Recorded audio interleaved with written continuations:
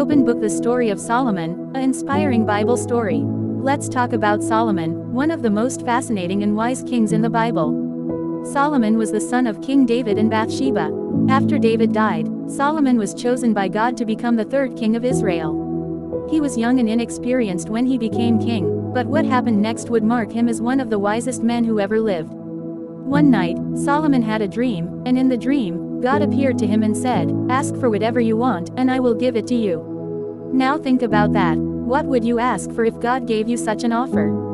Solomon didn't ask for riches, fame, or long life. He said, "Lord, I am like a little child. I don't know how to lead your people. Please give me a wise and understanding heart to rule them well." God was very pleased with Solomon's request. Because he asked for wisdom and not selfish things, God said he would not only give him great wisdom, but also riches, honor, and long life, as long as Solomon walked in obedience. Soon, Solomon's wisdom became famous. People came from all nations to hear him speak, including the Queen of Sheba, who brought gifts and asked him hard questions. Solomon answered every one of them with ease. One of the most well-known examples of his wisdom is found in 1 Kings 3:16-28. Two women came to him, both claiming to be the mother of the same baby. There was no way to tell who was telling the truth. Solomon asked for a sword and said, "Cut the baby in two and give half to each woman." Immediately, the real mother cried out, "Please don't kill the child. Let her have him." Solomon knew then who the real mother was, and he gave her the baby. His wisdom amazed the people of Israel. Solomon was also known for building the temple in Jerusalem, also called Solomon's Temple. This was a glorious place for the people to worship God.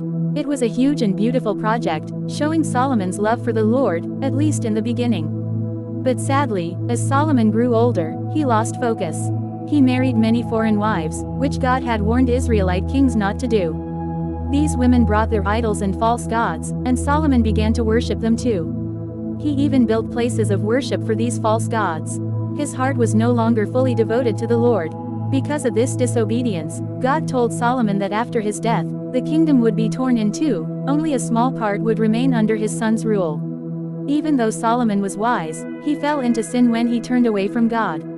His story reminds us that it's not enough to start well, we must finish well by remaining faithful to God all our lives. Books where to read Solomon's story in the Bible. 1 Kings chapters 1-11 His reign, wisdom, temple building, and downfall. 2 Chronicles chapters 1-9 Similar story with a focus on the temple. Proverbs, Ecclesiastes, and Song of Solomon, books believed to be written by Solomon. Glowing star moral lessons from Solomon's life. 1. Wisdom is greater than wealth. When given the choice,